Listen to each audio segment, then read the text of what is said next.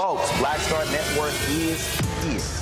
Hold no punches. I'm real revolutionary right now. Support this man, Black Media. He makes sure that our stories are told.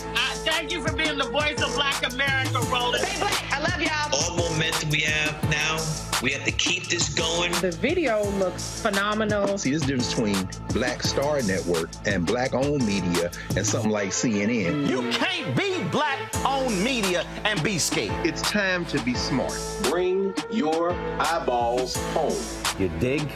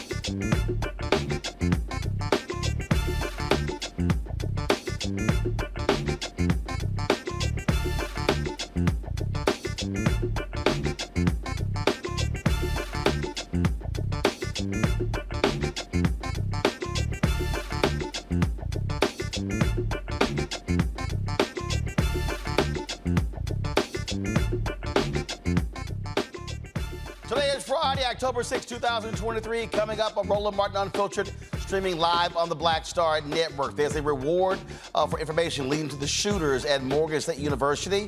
We'll tell you exactly about that when we can. Louisiana, they're battling white Republicans when it comes to the creation of a second Black congressional district. Same thing happened in Alabama. There was a hearing today. We'll tell you exactly what took place. Also, tomorrow is the last day of early voting in Louisiana. Black numbers are not where they should be.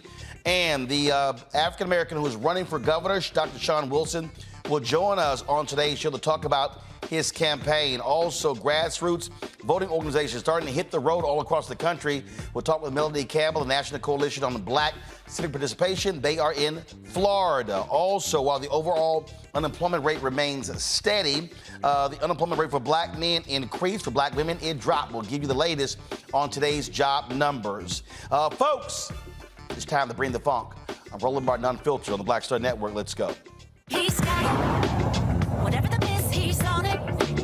Whatever it is, he's got the scoop, the fact, the find. And when it breaks, he's right on time and it's rolling. Best believe he's knowing. Putting it down from sports to news to politics. With entertainment just for kicks, he's rolling. It's on go, roll, y'all. It's Roland Martin, rolling with Roland now. He's funky, he's fresh, he's real, the best, you know he's Roland Martin now.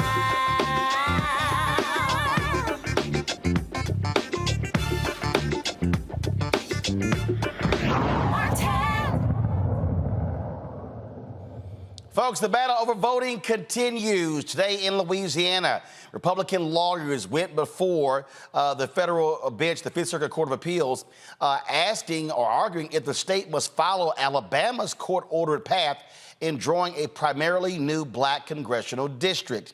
The questioning also was about how quickly they could get this done before the 2024 election. Louisiana is one of many states still battling over congressional districts after the U.S. Supreme Court ruled Alabama violated the Voting Rights Act when its Republican legislature failed to create a second Black majority congressional district when it redrew the state's congressional map after the 2020 census. Joining me now is Cliff Albright, co-founder of Black Voters Matter. Cliff, glad to have you on the show. All right, Cliff, here's what is bogus, what is absolutely bogus from these Republicans. Last year, they drew the congressional lines, all right? What then happened was they were drawn enough in time. The federal courts ruled if they violated the Voting Rights Act.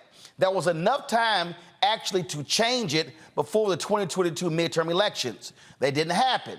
So what then happened was the Supreme Court said, hold up, leave the lines in, places in line. Republicans got control of the House. Now they're trying to say we don't have enough time. It's 2 years later. This is BS. Yeah, I mean, you're exactly right, Roland. What they did in the last time was that they had all these cases. You know, you had the Alabama cases, you had the Louisiana case, you got cases from Florida, Georgia, South Carolina, and they held off on ruling on any of them, including Milligan, which they eventually ruled on this year, saying, oh, yeah, now that we looked at it, you know what, it was racist and black folks deserve another district. And that decision really impacts all of these other cases where the facts are very much the same. The situation in Louisiana is almost identical to Alabama. In Alabama, you had black folks only having 1 out of 7 districts, even though we are 30% of the population. And in Louisiana, we're even bigger part of the population as 1 out of 6 districts. And so it's really the same thing. Essentially, as you just said, what the Supreme Court did by pushing it off and waiting was saying, you know what, even though we know that these districts are racist and that they violate the Voting Rights Act, we're not going to do anything. So we're going to let a whole midterm election go by. And literally, the control of Congress was really decided just on the back of voter suppression and racially gerrymandered districts. So here comes Louisiana now. And this is why we told people, Roland, you may remember, and I think you were understanding at the time, too, when the Supreme Court decided to send the case back to Louisiana. Many people thought that was a victory. They thought that it automatically meant that Louisiana would have to follow what Alabama, what the Alabama case went, right? And that would seem to be the common sense interpretation. But in reality, what they did was they sent it back for this question of, oh, do we now have to go through the full process of arguing this case at the appeals court? And so even though you would think that automatically it meant that the Louisiana case would have to go by the lower court and give the extra black district, we knew that there was the possibility for some shenanigans. This circuit, this Fifth Circuit in Louisiana, they're wrong for even entertaining this. They didn't even have to entertain this. They didn't even have to have a hearing about this week. They just could have squashed it and be like, nah, you know, the lower court has spoken, Supreme Court has spoken, you need to do an extra black district. But as soon as they even granted this hearing for them to even argue this, we knew that there was some shenanigans. And this is what our concern was going back to when they first decided that case a couple of months ago. And again, for people who don't understand, the courts ruled in enough time. I mean, if I remember, they ruled in early 2022. Before the primaries. Right. Louisiana's primaries are in the late year. They're in August, and then the general election is actually in November. There was more than enough time, but they were like, no, let's hold it. So I'm not buying this. Oh, I don't know if we're gonna have enough time to redraw these lines. Well, the legislature had more than enough time to fix the crap from last time. No, what they're trying to do is run out the clock, hoping at the court that they will get another attempt to freeze it in line to guarantee another black district is not created for another 2 years. Right, and that hope is really based on concrete experience, because that is what often happens. We are often put in a situation where we have districts that we know are racist, that everybody and their mama knows is racist, but they go through one cycle using it. Then they go through another cycle using it. And we're in this perpetual situation of, well, where's the justice, right? Justice delayed is, in fact, sometimes justice denied. And so that's what they're trying to do. In fact, they look like they got called out a little bit by this appeals court, because they were basically, like you're saying, they were saying, oh, you know, we want to have the full case relitigated. We want to have a full hearing, right? It's that important. But then when they're asked, well, how soon could this take and how much time? Then they start going, oh, well, you know, I think, you know, we could have the case actually be argued like sometime next year. And the judges tell them, well, you can't have your cake and eat it too. You can't act like this is urgent and then be like, oh, but we're cool waiting. You know, we're cool waiting another 6 or 7 months before we actually get a hearing. So, yes, you are absolutely right. This is all a part of the games that they're playing. They're playing the game in Alabama. They're playing games in Louisiana. They're playing games in Florida. They're playing games in South Carolina. But the reason that they're playing these games, we got to be clear, is because these games have succeeded in the past, and we found ourselves arguing a righteous case, a legal case, a case that would ultimately be proven to be on our side, but in the meantime, we've lost power. We've gone through 1 cycle, 2 cycles, 3 cycles with bogus, racist districts, and that's what Louisiana is betting on right now. They're playing games. But what gets me for the Fifth Circuit, why is there a need for a full trial? This already went through a full trial. Right.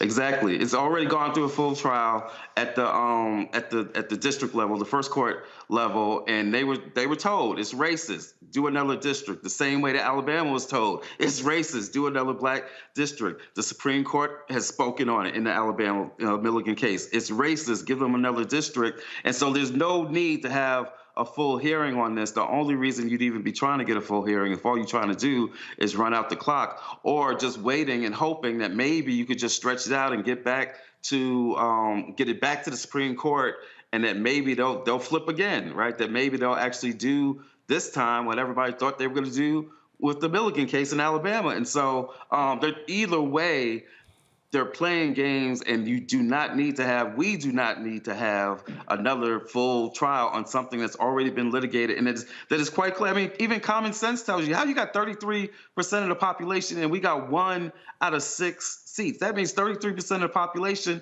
has 16% of the seats. Like, this is clear cut. This is, no pun intended, but it's black and white. And so, again, they are playing games, but they're playing these games because these games have worked in the past. And we are just here to tell them that the games aren't working this time, that we're on to your games, we're on to your tricks, and that we're going to stay on this. And we are going to get the power and the representation and the district that we deserve in Louisiana and all these other states. But while we're talking about that, tomorrow's the last day of early voting. And earlier this week, Gary Chambers put a video out. And Cliff, the numbers are abysmal of black folks showing up to vote early in Louisiana. I mean, it's crazy. Yeah. Yeah, I mean, it really is. And, and there are reasons for that.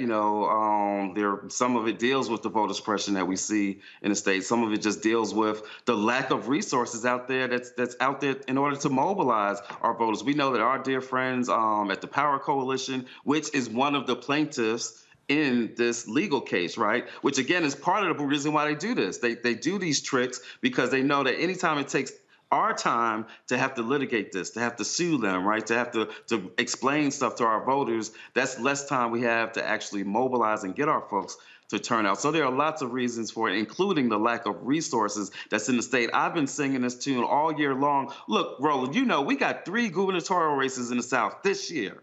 Like right now, Louisiana, Mississippi, right, where there's a real chance for black folks to come out in large numbers and shock the country. I've been telling people this for 6 months. And in Kentucky, which, like Louisiana, already has a Democratic governor, and you got critical issues at play in Kentucky, including Cameron, the attorney general who refused to prosecute cops that killed Breonna Taylor. He is running for governor in Kentucky. So we got 3 critical Southern gubernatorial races, and it has been hard to get people to pay attention to them and support them and invest in the groups that are trying to mobilize voters to come out, particularly black voters. And so we need more people like you. You do it, but the rest of this country has not been paying attention to these critical races that are going on, where we have an opportunity to expand our power and to get action on the issues that we care about, right? Healthcare, right? In Mississippi, Medicaid expansion and rural hospitals. Mississippi has one of the highest sales taxes on food in the state of Mississippi, 7%, Roland. These are the issues that we have a chance to make some serious advances on if we get support for mobilizing black voters in these states. And it just hasn't been happening. All right, Cliff Albright, Black Voters Matter. Always appreciate it, man. Thanks a lot. All right. And I did get my dashiki. I got the dashiki. You got it. All right. Yeah, I wore it on the air Monday. So I got the Black Voters Matter dashiki. All right, I appreciate it. Thanks so much. I'll get it to you. Oh, yeah. Okay. I appreciate it. Thanks a lot. Folks, going to go to a break. We come back. We'll bring in our panel. You're watching Roland Martin Unfiltered on the Black Star Network. Be sure to hit the like button if you're watching on YouTube. Same thing when you're watching on Black Star Network app. Support us in what we do. Your contributions play a critical role in us being able to do the coverage that we do. And so you want to join our Brina Funk fan club, send your check and money order. P.O. Box 57196, Washington, D.C., 20037-0196. Cash App, $ RM Unfiltered. PayPal or Martin Unfiltered. Venmo is RM Unfiltered. Zelle, Roland at RolandSMartin.com. Roland at RolandMartinUnfiltered.com. Be sure to get a copy of my book, White Fear, How the Browning of America is Making White Folks Lose Their Minds, available at bookstores nationwide. Amazon, Barnes & Noble, Target, Books A Million. Get your audio version on Audible. We'll be right back. Next on the Black Table with me, Greg Carr. Our legal roundtable is back in session as we look at yet another potential landmark case being considered by the United States Supreme Court. This one is called 303 Creative versus Alennis, and may be the most important and far-reaching First Amendment, that is freedom of speech, case of our time. It could, depending on how the court rules, open the door for a return of Jim Crow segregation laws. It's true. If you say we can discriminate against one, you're saying we can discriminate against all. That's on the next Black Table. Don't miss it. Right here on the Black Star Network. Hatred on the streets, a horrific scene, a white nationalist rally that descended into deadly violence. White people are losing their damn minds. As an angry pro-Trump mob storms the U.S. Capitol, we've seen shots. We're about to see the rise of what I call white minority resistance. We have seen white folks in this country who simply cannot tolerate black folks voting. I think what we're seeing is the inevitable result of violent denial. This is part of American history. Every time that people of color have made progress, whether real or symbolic, there has been what Carol Anderson at Emory University calls white rage as a backlash. This is the rise of the Proud Boys and the Boogaloo Boys. America, there's going to be more of this. Here's all the Proud Boys, guys. This country is getting increasingly racist in its behaviors and its attitudes because of the fear of white people. The fear that they're taking our jobs, they're taking our resources, they're taking our women. This is white fear.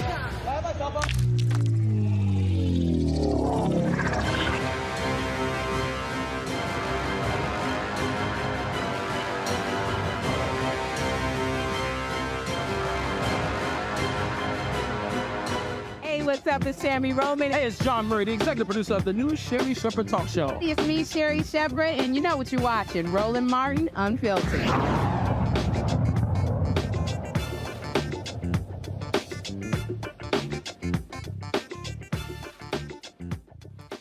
All right, folks, let's bring in our panel. Joining us right now is Matt Manning, civil rights attorney out of Corpus Christi.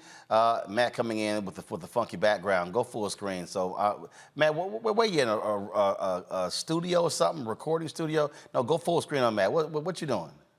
No, I'm in the Valley. I had a hearing down here, so I'm at the bottom of the map, and I wanted to make sure I honored my commitment to be with you, brother, so I'm here from my colleague's office. Yeah, so do this here. Send Matt our logo, so when he got TV, he can throw the logo in the background so he can look real official. No doubt. Thank you. Kelly Bethea, communications strategist out of D.C. Michael Imhotep, host, African History Network show out of Detroit. Glad to have all three of y'all here. Matt, I'll start with you.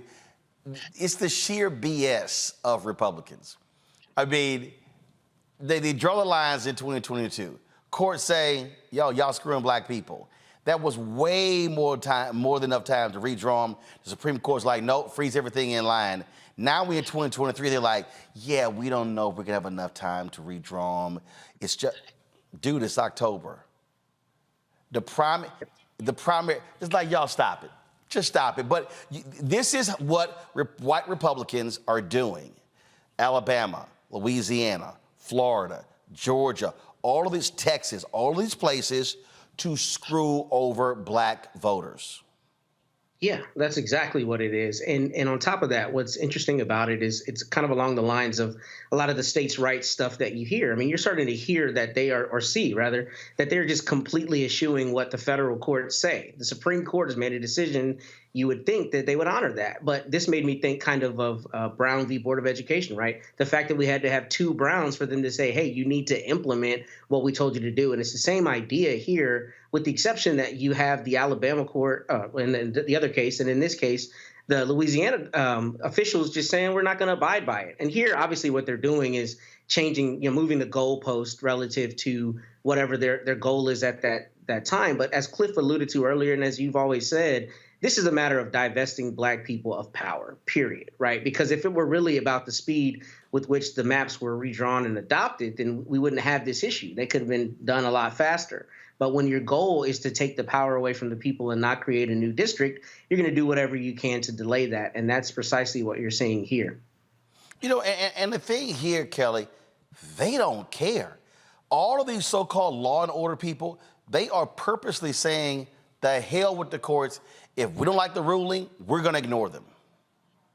Well, the thing about these people who are so law and order oriented is that it's not about law and order that they want to abide by. It's law and order that they want to impose on others so that they can preserve their power. That's really all the law and order is about in this regard. So it doesn't surprise me, the hypocrisy. It doesn't surprise me, the hubris, that they are dragging their feet on this issue, that they are so afraid of losing, that they are frankly fighting a losing battle, again, because of their hubris and their blatant racism and their innate desire to stay in power. So like the person before us said, you know, it is ridiculous. It is absolutely ridiculous. And, you know, it's just indicating just how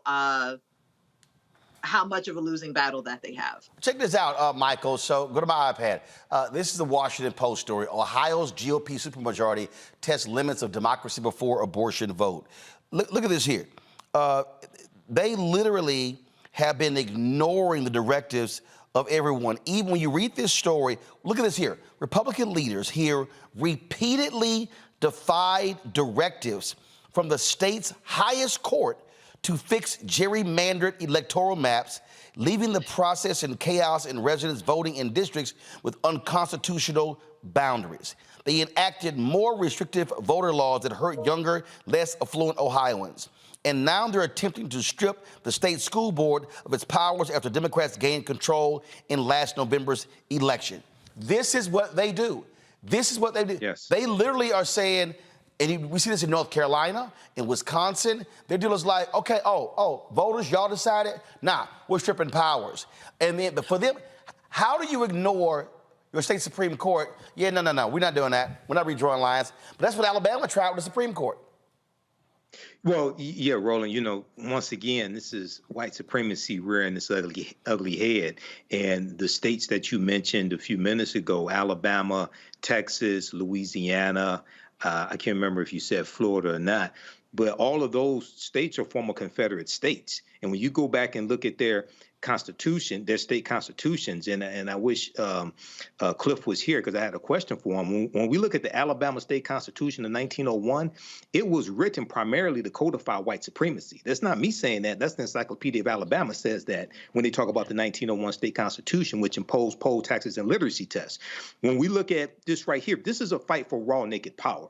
And Democracy Docket had an article that talked about the gerrymandering that took place with the maps for the 2022 midterm elections. And Republicans basically won because of those gerrymandered districts and Democrats, including especially with Alabama. Okay, here you have African Americans who are 27% of the population in Alabama, but they only have one majority Black district. So this is a fight for raw, naked power. I think was extremely important in places like Louisiana, in places like Alabama, is to connect policies to who's in office, to how it's impacting African Americans, their conditions, lowest in education, high poverty rates, high incarceration rates.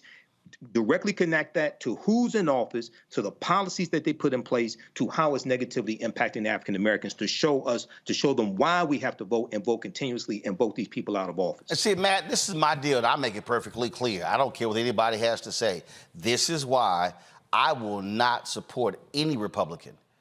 I don't care who you are, because what they are trying to do is literally destroy the will of the people. Hell, where Michael is in Michigan, the voters there created a commission to redraw lines. You know what these fools said? Yeah, we're just gonna ignore that. I mean, they literally are in Ohio. They tried to change. They wanted to try to raise the number to 60% for a statewide amendment because they saw what was coming when it came to abortion. They spent $54 million trying to stop the special election. Then they called a special session to stop the initiative before even there was the election. These people will do anything to thwart democracy. And what pisses me off, what's pissing me off in Louisiana, is we're not voting, so therefore we're making it easier for them to do what they do. And I see you change your background. Go ahead. Yeah, I'm gonna change it again to do a logo, but I got you. But in any event, you're exactly right. And again, it's a matter of moving goalposts, and beyond just moving goalposts. What's particularly problematic is, they're a lot of times the ones who try to quote, the will of the people. If you look in Ohio, if I remember correctly, they had an election and the people denied, or rather shot down, that constitutional amendment they sought. So, at some point you have to live by the edicts that you're calling on your own. And I think that this is really indicative of this crisis in representative democracy that we see. We see politicians who are making decisions that are expeditious for them and their political careers, and not particularly for their constituents, nor for the will of the good, if you will, the good of the people. So that doesn't surprise me. And I think it's really an astute point to mention that you can't support any Republican, because the Republican Party these days is eating itself alive and is getting further and further out into the extremes. And you have no credibility if you continue to carry that GOP banner, watching the direct assaults on democracy and freedom that their party is espousing these days. The thing here that is crazy to me, Kelly and then Michael, is that, again, when you look at what's happening, Republicans in North Carolina are trying to pass a bill that will exempt them from making any of their records and their staff public. Now, it applies to everybody else in the state, but not the Republican legislature. Kelly? When you have a situation in which you are losing, I don't know anybody who knows they are losing who still plays by those rules. They will do anything they possibly can to make the game in their favor and hope out for a win. The same principle applies here. It is not that Republicans don't know what the rules are. It is not even that Republicans weren't in the room when the rules were made. The problem is they are losing because they have siloed themselves into this very narrow path of white supremacy, of racism, of bigotry, of elitism, of superiority, that they have shrunk themselves in their ideology to the point where they can't branch out for fear of them, again, losing. So what do? You change the rules of the game, or frankly, like you just said in North Carolina, ignore the rules of the game. It doesn't apply to me because I'm losing. What does it matter? So again, like I said before, nothing here surprises me. It's just a matter of what are Democrats going to do about it? What are progressives going to do about it? When we have the rule book, when we know what they're going to do, when we have a history of what they have done, what are we going to do in terms of leveraging this information to make sure that Republicans don't repeat a win by way of cheating? Go to my iPad, Michael. This is from, again, the Washington Post article. Though voters in 2015 and 2018 approved constitutional amendments designed to make the process of drawing districts for both the legislature and Congress more fair, the 2001 Redistricting Committee process erupted in chaos when the GOP-led Redistricting Commission repeatedly pressed forward with state legislative maps found to be unconstitutional by the state Supreme Court. They don't care. They don't give a damn. These people have to be stopped. Absolutely. They have to be stopped in the North. They have to be stopped in the South. They have to be stopped out West. They have to be stopped in the East. White supremacy is white supremacy. I don't care where it is geographically.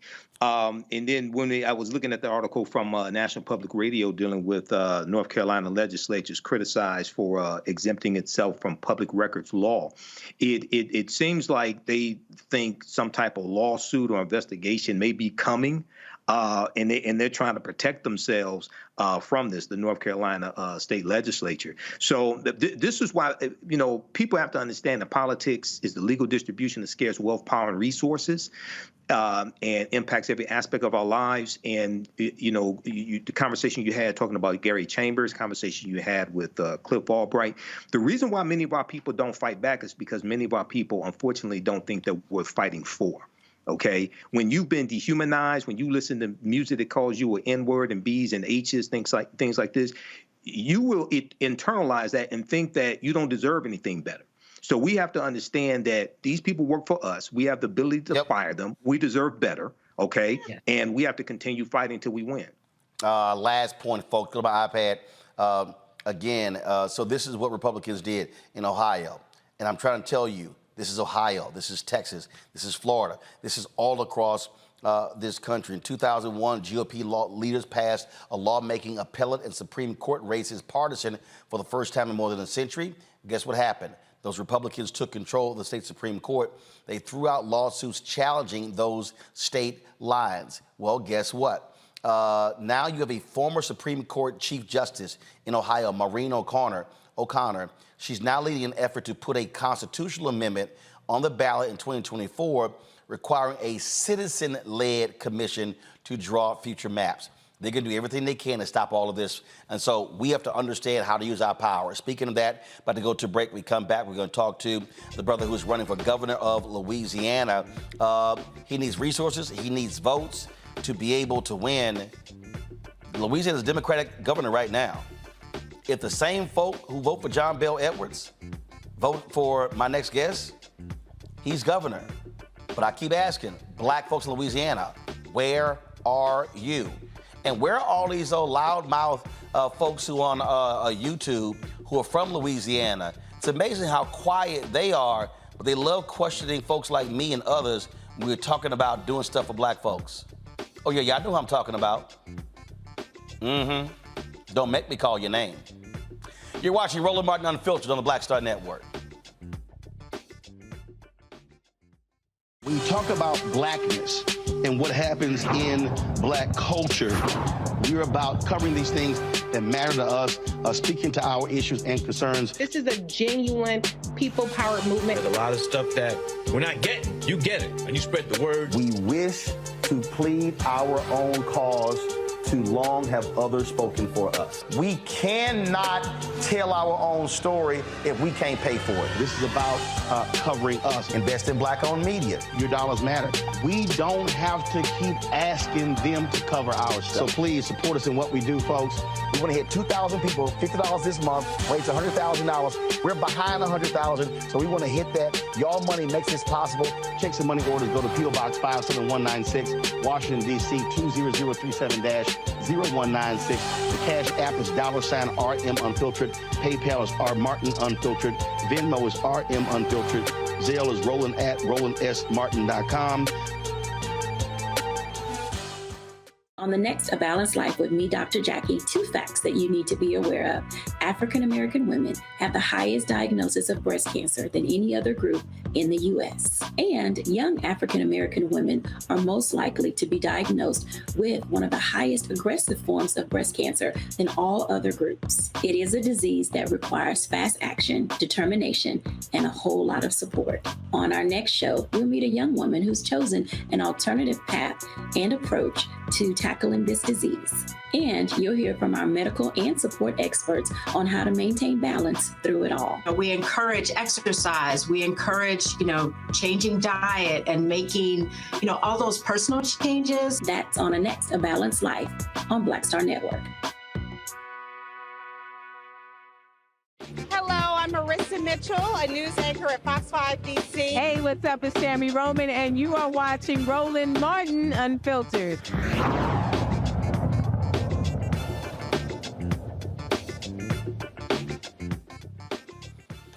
Folks, Louisiana has a election taking place in a little more than a week.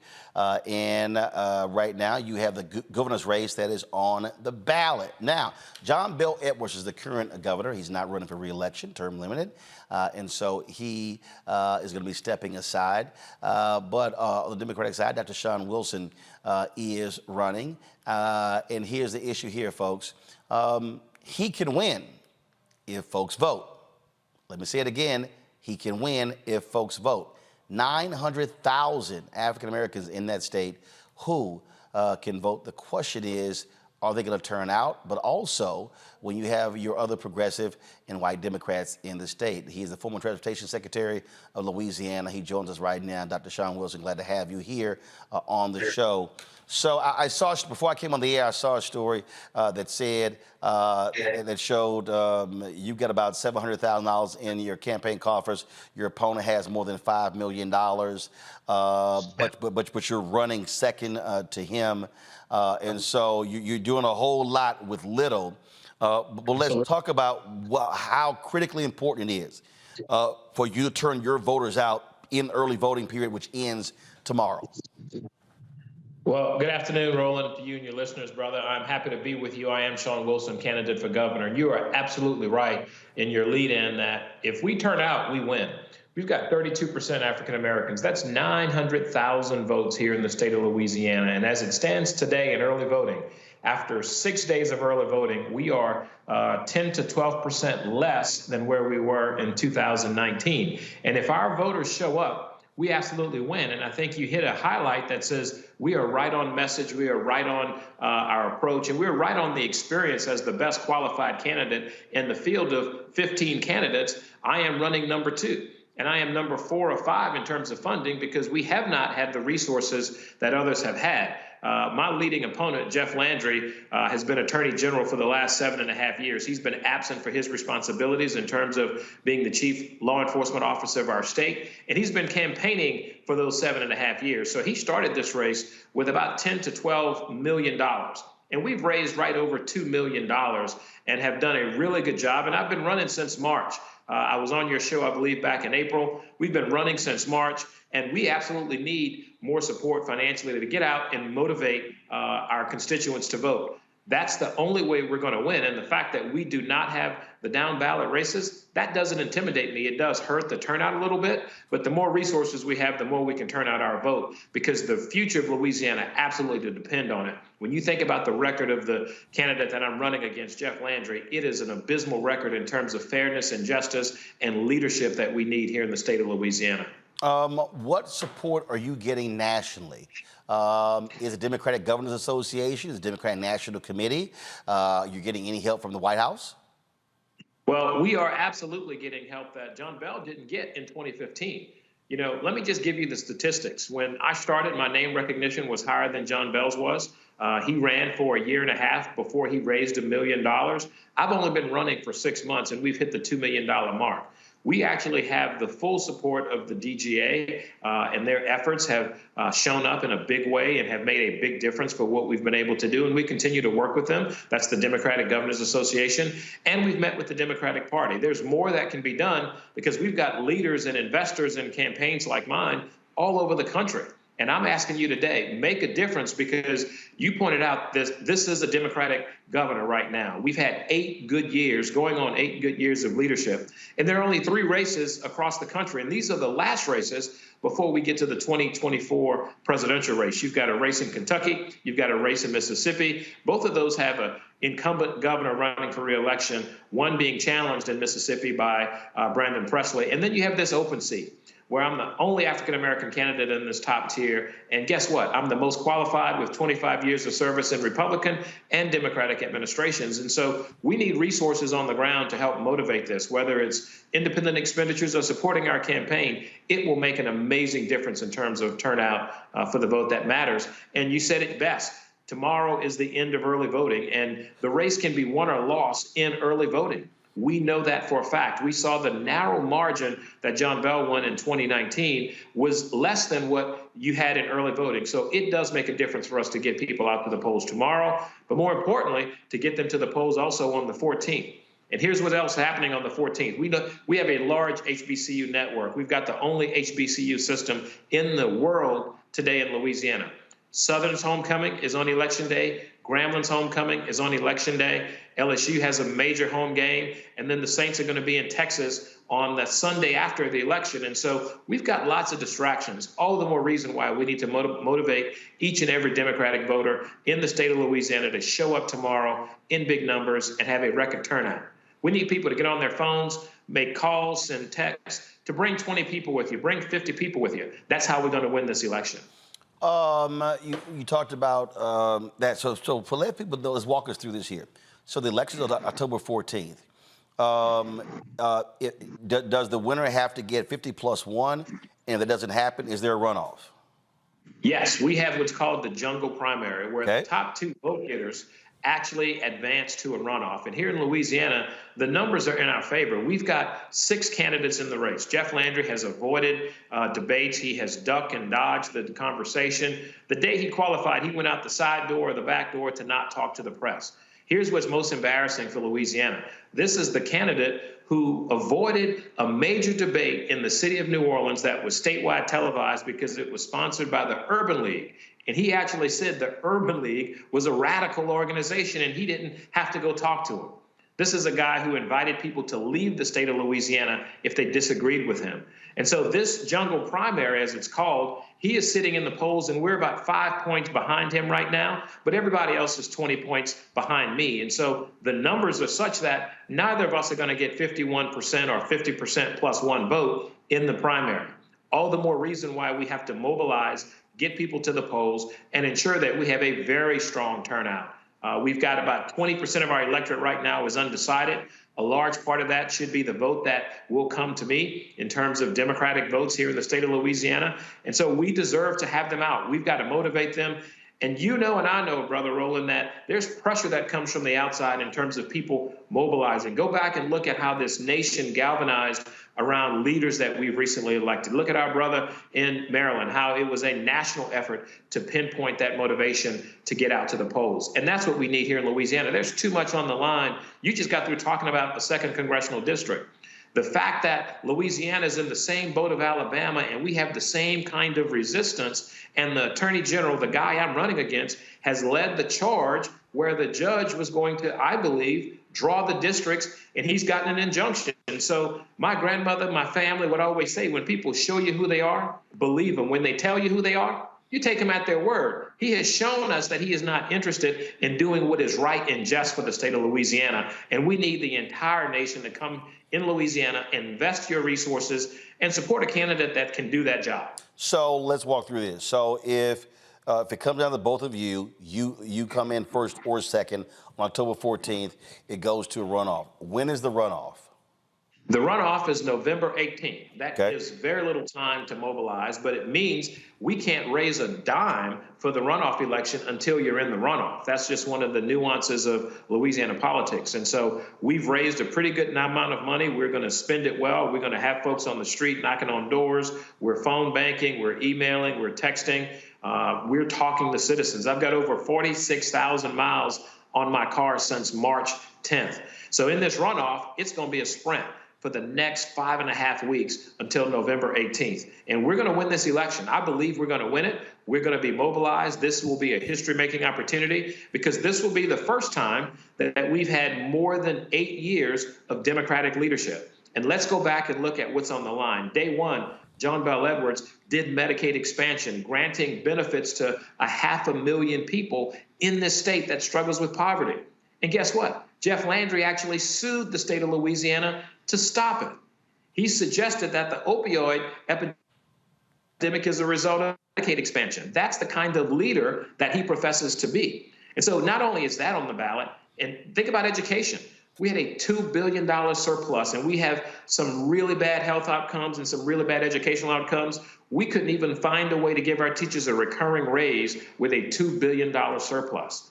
Somebody's got to stand up for teachers. Somebody's got to stand up for the kids to make the kinds of investments, to grow a workforce, to build a better Louisiana. Jeff Landry is not the guy to do it. The guy to do it is me, Shawn Wilson. I've been doing it for 25 years, building bridges and not burning them. Question I have for you here is, again, you laid out in terms of this particular process. And so let's say you come in first or second. Now you got that 1 month. For folks who don't know, are you planning rallies in different places around the state? But for African Americans, what are the critical 3 or 4 cities that you need big Black turnout? Obviously New Orleans, obviously that. But outside of New Orleans, what are those 3 or 4 areas that you would want, let's say, outside organizations or volunteers or fraternities and sororities or other groups to be focusing on to turn out numbers? Great question. You know, the 3 most Democratic cities, the three of the top largest cities in Louisiana are New Orleans, Baton Rouge, and Shreveport. And they happen to be the same places, by the way, that the Attorney General, Jeff Landry, actually tried to pass a law to say juvenile offenders' information was transparent before they were found guilty. But here's the kicker: only if it was New Orleans, Baton Rouge, and Shreveport. As unconstitutional as that is, our chief legal advisor, the chief attorney for the state, tried to pass a constitutional amendment or tried to pass a law to make that reality here in the state. That is what we're dealing with. So that is the exact communities that we need to turn out, where we need to invest. This attorney general has targeted district attorneys in both of those areas of New Orleans and Shreveport. All of them had African-American mayors. He's targeted them. He has not worked well with those communities that are representative of the base of audience that we have here, or the largest concentration of the Divine Nine. Think about what that looks like for us to attack those cities and not work to elevate those cities, not to build those cities and invest in infrastructure and education and healthcare and deal with the fentanyl crisis in those cities. So those are the 3 most important areas in terms of getting votes. Those are the areas that carried John Bel Edwards to victory. But beyond that, we have rural communities here that are very large in terms of having a Democratic population, and we're going to be targeting those as well. We're going to be rallying, we're going to be traveling, we're going to be communicating and targeting that footprint to get those voters to the polls. So let's do this here. I don't know how much time we have with you. I got 3 panelists. They want to be able to ask a question. You got time? Yes, I do. Okay, so let me do this. Absolutely. Here. I'm going to go to a quick break, then we're going to come back. Panel, get your questions ready. We're talking to Dr. Shawn Wilson, folks. He is running for governor of Louisiana. Tomorrow is the last day of early voting. If you are watching and listening, I need you to call and email and text your family and friends, frat brothers, sorority sisters in Louisiana, and tell them we need y'all to vote. We also need you to do the exact same thing when it comes to supporting financially as well. Running for office ain't easy. We can't keep talking about we need more African Americans in office. We can't keep talking about we need to be able to assume power if we don't use our power at the ballot box. And so we're going to go to a break. We'll be right back right here on Roland Martin Unfiltered on the Black Star Network. All change is not growth. Right. But thoughtful change is real good fertilizer. And that's what has been so beneficial to us. But you also were not afraid of the pivot. Well, and I'm a Black woman in business. Come on, I don't care how I dress up. I don't care who I'm speaking with. I don't care what part of the world I am in. I still am a Black woman in business. Being afraid of the pivot, being fearful of change is not what got me here. Respectful of change, respectful of pivot, yeah.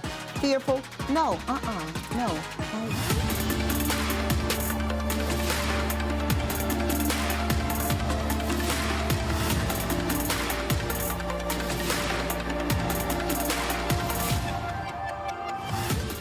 On the next Get Wealthy with me, Deborah Owens, America's Wealth Coach, we talk about the principles of mindset, strategy, and execution. This week, we're adding a 4th, faith.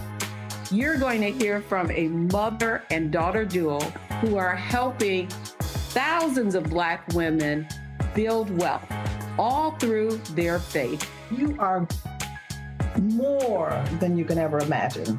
Not just obtaining things to show that, but seeing yourself. Making your faith work for you. That's right here on Get Wealthy only on Black Star Network.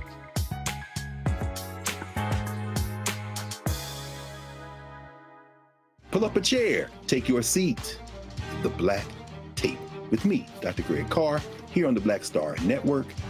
Every week, we'll take a deeper dive into the world we're living in. Join the conversation only on the Black Star Network. Hey, what's up? Geek Tony in the place to be. Got Cake Touch Your Mama's University, creator and executive producer of Fat Tuesdays, an air hip-hop comedy. But right now, I'm rolling with Roland Martin, unfiltered, uncut, unplugged, and undamn believable. You hear me?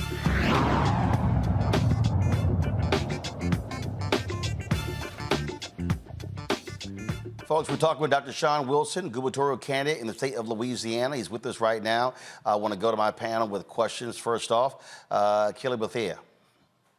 Sure. Thank you, Dr. Wilson. I was reading your blurb on NOLA.com, and you mentioned how, as well as in this segment, how there's almost 1 million voters that you can tap into. Aside from the voter suppression and the blatant redlining and racism that has been happening in Louisiana, what, if anything else, do you think is the root cause of the lack of voter participation? And what can you, as a candidate, if anything, do to address that?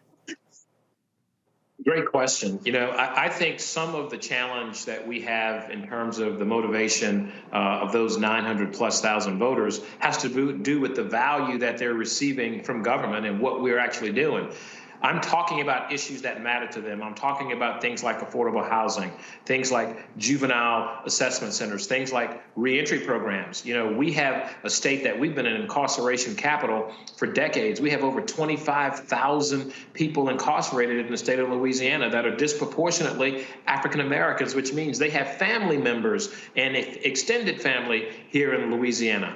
The Attorney General has said, let's bring back executions and firing squads. That's the kind of advanced policies he wants to push. He doesn't want to talk about giving people reentry programs where they come out of prison with a skill set to become a taxpayer and not a tax burden, that they have a job and that they have better skills and training than when they went in. No one's going to talk about the literacy issue and what happens in public education and how 40% of our third graders aren't going to be reading on grade level and then could potentially be held back. No one's going to start crying until they say, wait a minute, you didn't do anything and now they're in third grade. I'm talking about investing in those young people, those minds from 0 to 4, and making sure that we remediate those kindergartners, first graders, and second graders who might not have come to school prepared to learn. And those are the children of the folks in this community, and they are so burdened with having low wages in the state that they aren't self-actualizing and going after these bigger, more important issues. And so there's apathy in terms of the voting issue, but I also think there's an apathy in terms of getting the value of government, and that's what I want to make sure that we give to the communities all across Louisiana. Matt? I too read your positions, Dr. Wilson, and I share them. I like your position on the death penalty, on quality of life, and the Medicaid expansion. I want to get down to brass tacks. What do you anticipate you need when you get to the general to compete with Landry? I mean, obviously you want as much as you can raise, but is there a target number? And in addition to that, what is your thought about how social media can be used to obviously magnify your message? You know, Governor Edwards, when he ran, I think the last time in 2015, he looked at about $5.5 million to be spent in a month. We're going to need that same amount of money to be competitive.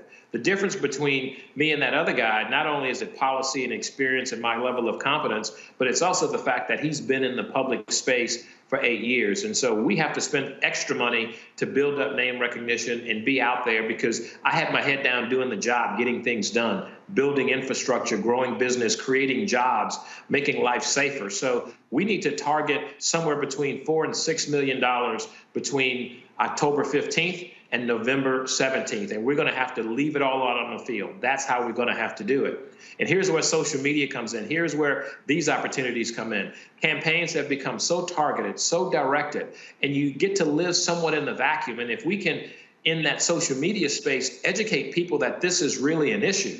We send a whole lot of text going on. We have a whole lot of group messages. We have a whole lot of social media posts about things that are all nice and fun and good, but it doesn't have anything to do with making us safer, making our communities healthier and smarter, and creating wealth in our neighborhoods and in our state. And so I need everybody on social media to galvanize, to talk about these issues, to hold this other guy accountable for these really arcane, extreme positions. This is an attorney general who has joined with 12 other attorneys general across the states of these United States to track where mothers and children go for health care outside of Louisiana. What on earth does that have to do with anything in terms of what a governor has to do? We're banning library books. We're holding faculty accountable and threatening tenure and free speech. These are things that are on the line, and unless we stop it here, it's going to permeate. We've seen what happens in other states where we just go unchecked and we allow these things to go on. We don't need that in Louisiana.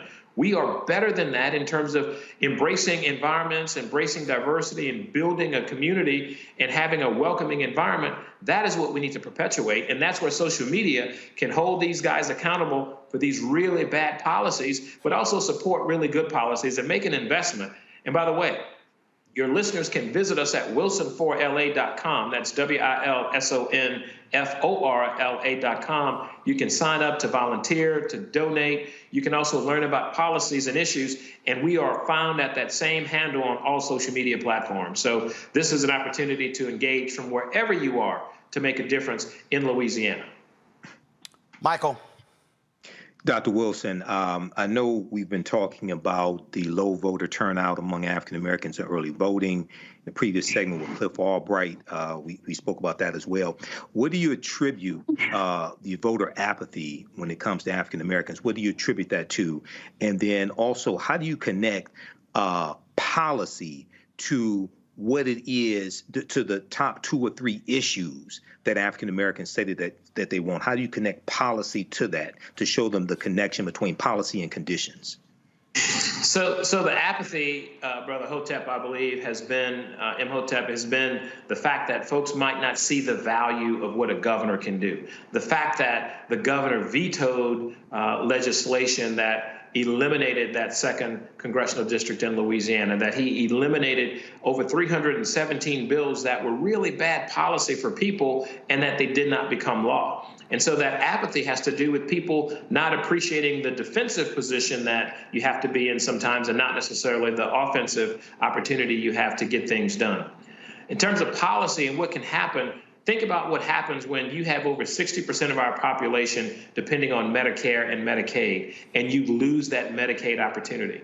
Think about what happens in a state where young people, particularly people from Black and brown communities, have disproportionate outcomes of illiteracy or disproportionate health outcomes, and we lose the opportunity to make the kinds of curriculum investments and public schools investments that will be necessary so that they can grow and develop their minds to be competent working adults in this country. Think about what happens when you build infrastructure and the choices that you make. Those are policies that I will present. I can go back to my tenure as Secretary of Transportation, where we increased the diverse business enterprise participation, not from 7% to 8%, but we went to 16%, creating wealth in communities that are representative of the communities where those projects were.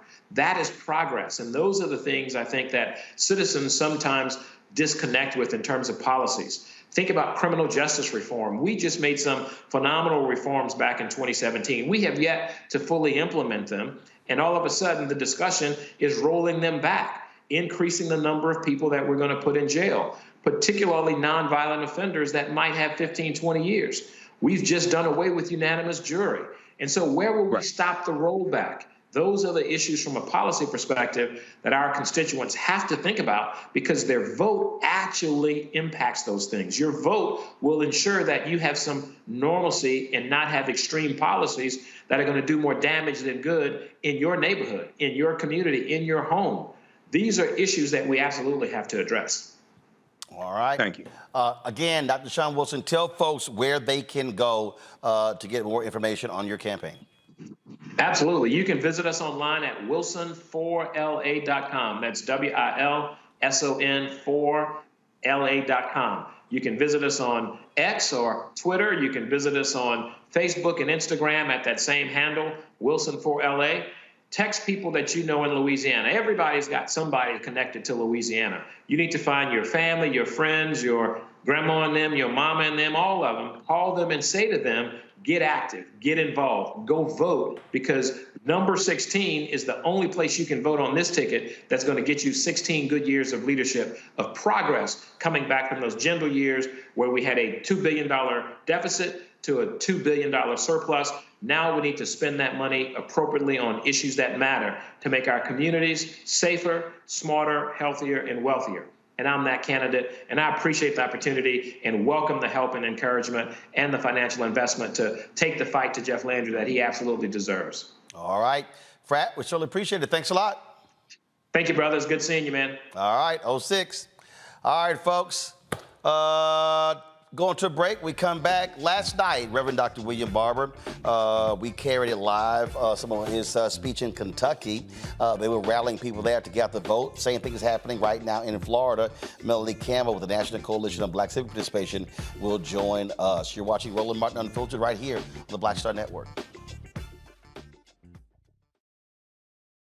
Coming up next on The Frequency, right here on the Black Star Network, Shanita Hubbard. We're talking about the ride or die chick. We're breaking it down. The stereotype of the strong Black woman. Some of us are operating with it as if it's a badge of honor. Like, you even hear Black women like aspiring to be this ride or die chick, aspiring to be this strong Black woman, so at their own expense. Next on The Frequency, right here on the Black Star Network.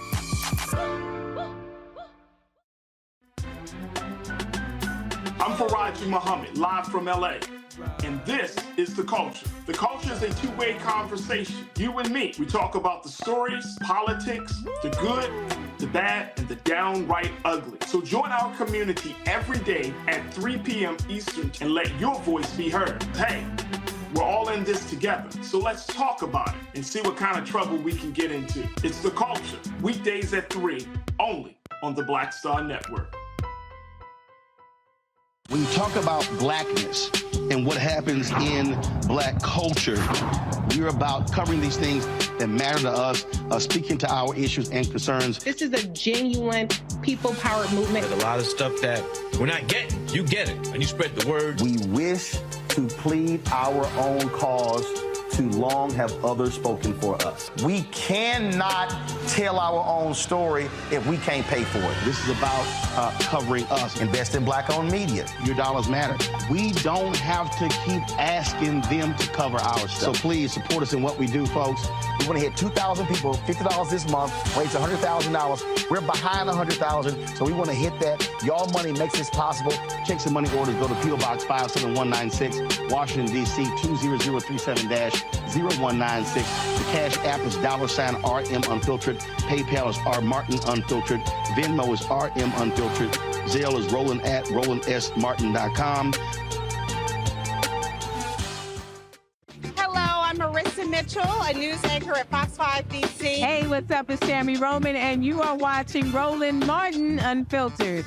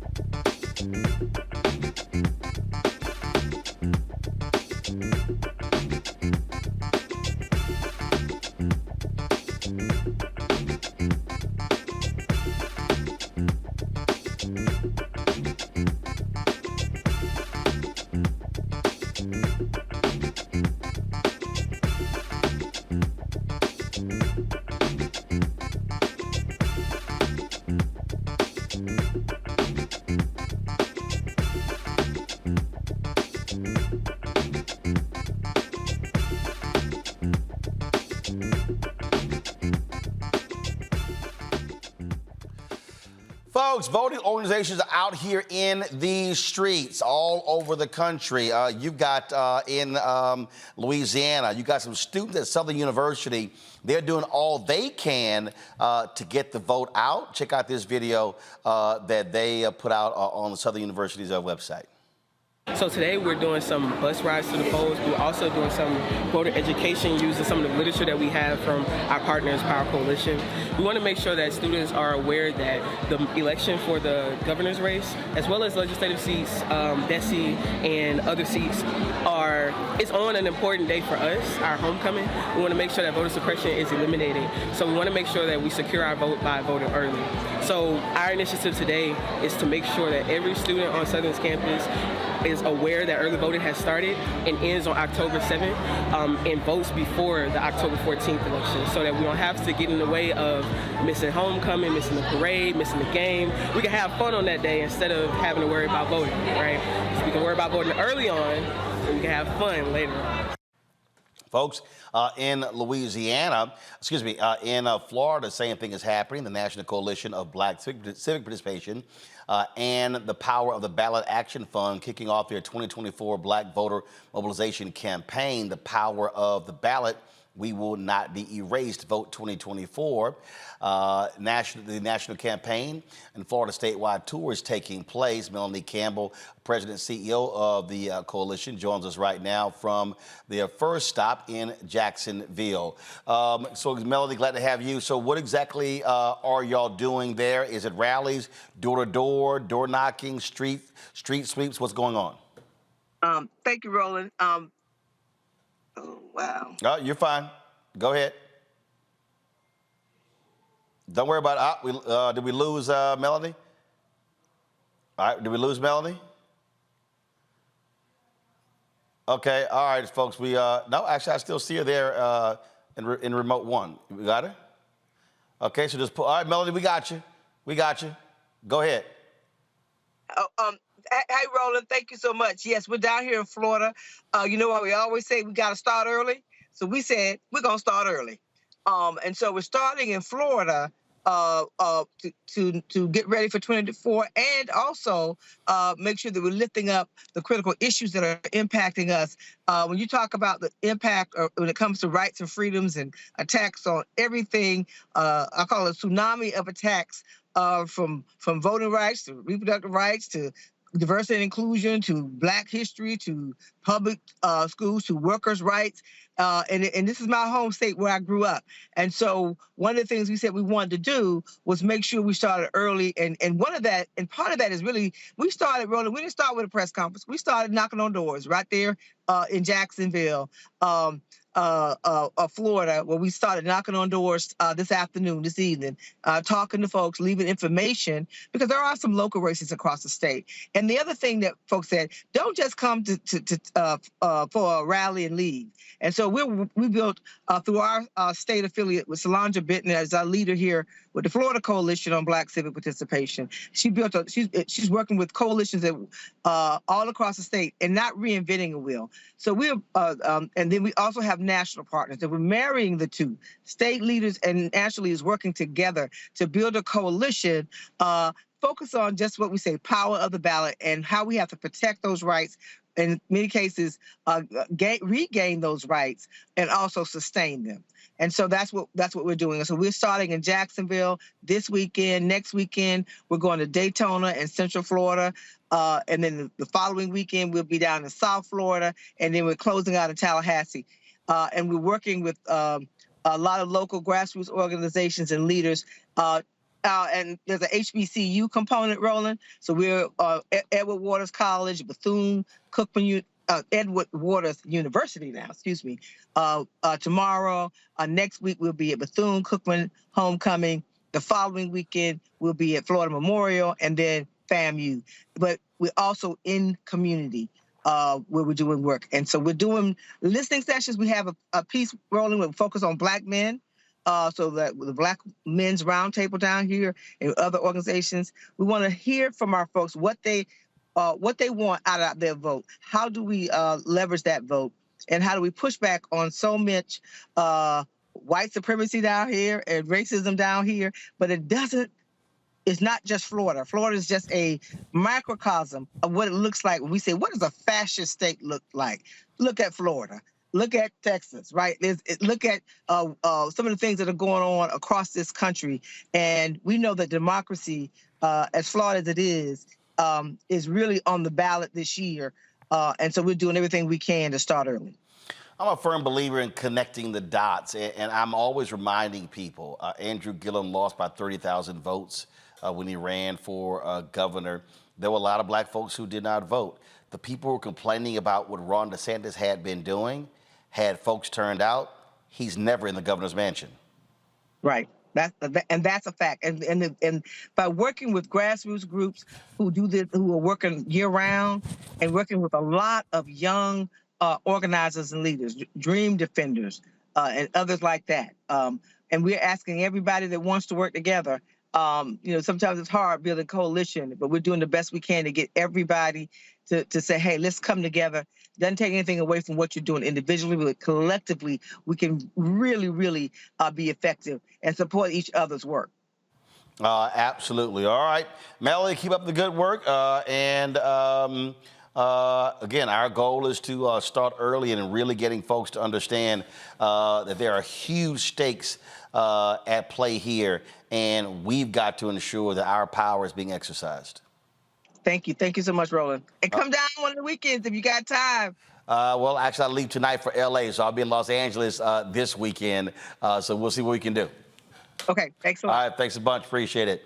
All right, folks, going to a break. We'll be right back on Roland Martin Unfiltered on the Black Star Network.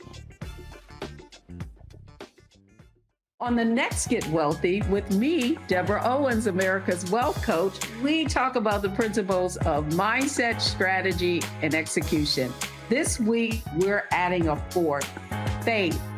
You're going to hear from a mother and daughter duo who are helping thousands of Black women build wealth, all through their faith. You are more than you can ever imagine. Not just obtaining things to show that, but seeing yourself. Making your faith work for you. That's right here on Get Wealthy, only on Black Star Network.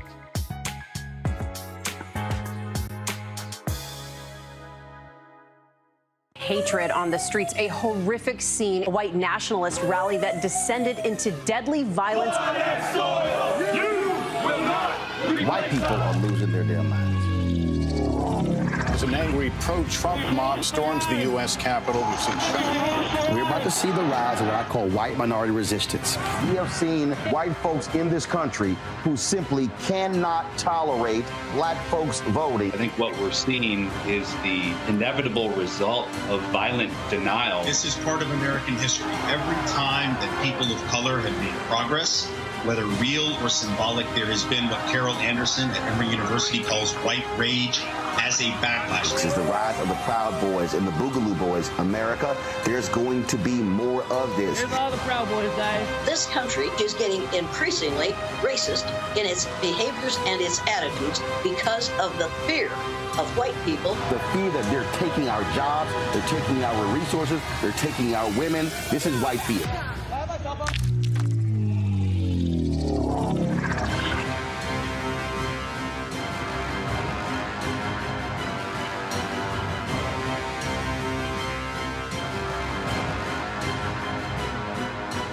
All change is not growth. Right. But thoughtful change is real good fertilizer. And that's what has been so beneficial to us. But you also were not afraid of the pivot. Well, and I'm a black woman in business. Come on, I don't care how I dress up. I don't care who I'm speaking with. I don't care what part of the world I am in. I still am a black woman in business. Being afraid of the pivot, being fearful of change is not what got me here. Respectful of change, respectful of pivot, yeah. Fearful, no, no.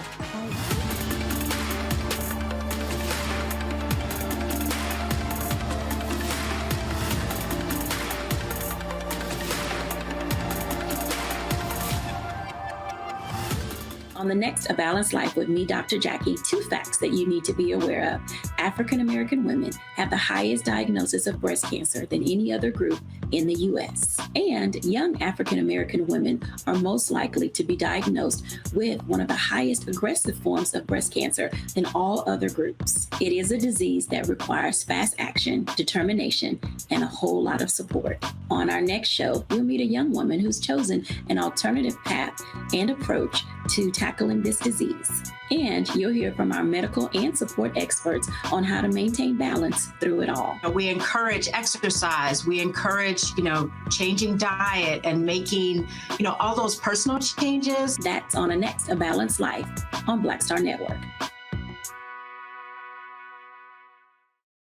Hello, I'm Paula J. Parker. Truly proud of the Proud Family. I am Tommy Davidson. I play Oscar on Proud Family, Louder and Proud. Hi, I'm Jo Marie Payton, voice of Sugar Mama on Disney's Louder and Prouder Disney Plus. And I'm with Roland Martin on Unfiltered.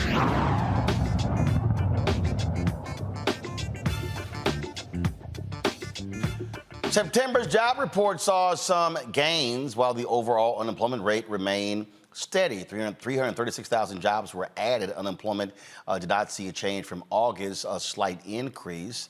But the reality is this was still held as good news. Even the folks at Fox Business were like, oh my God, a blockbuster report. The overall unemployment rate for African Americans rose a bit, but the rate for black men increased as the rate for black women fell. Joining us right now to break down all of these numbers is Morgan Harper from the American Economic Liberties Project. Morgan, glad to have you here on Roland Martin Unfiltered. So it is quite interesting to seeing the folks who normally are trashing President Biden, Vice President Kamala Harris, just be disappointed every month because they're waiting for a bad jobs report, and they actually haven't been able to get that for quite some time. Yeah, I think that's right. And today, when we see that expectations of job creation more than doubled where a lot of economists are, and as I'm sure you know, economists are not optimistic people. So for that rate to be doubled, that is quite a feat, and hard for anyone to deny that, we must be seeing the economy the overall numbers to still be pretty strong for the economy. And unemployment being, low, staying steady, though, I'm glad that you're noting, of course, as we're accustomed to seeing, a bit of a disparity between Black unemployment and the overall number, but still staying steady and relatively low. And this type of level of low unemployment, under 4% for the overall number, we haven't seen, the New York Times reporting since the late 1960s. So very, very unusual time right now that we're living in some ways good, but I think overall folks don't have a clear sense of where we're headed and what exactly, is driving a lot of consumer sentiment that the economy isn't strong. Again, yeah, first of all, they just losing their minds. But what about all of these damn economists who were yelling and screaming, recession, recession, recession? I mean, I swear, and the reason I'm saying that is because when I look at a lot of this polling data, and I see people talking about, oh my God, how things are so awful, I absolutely believe, okay, and I'm not ignoring people who are facing issues. I'm not ignoring inflation, but I'm also acknowledging that inflation also was driven by corporate greed. But what's crazy to me is I think when you have all these people who think that the world is falling, it's because that's all they heard every day on mainstream media. And even when there was good news, it was portrayed as, but around the corner, it's falling apart. Yeah, for sure. I mean, I think there are certainly a lot of people that want the president to fail, and they want people to think that the economic policy decisions, of which, there have been a lot of good ones that have been part of Bidenomics as they're billing it, that are not having any impact, and they are. But I do think it's important to note that there's some indicators that we need to keep watching. So the fact that we have now hit a record level of credit card debt.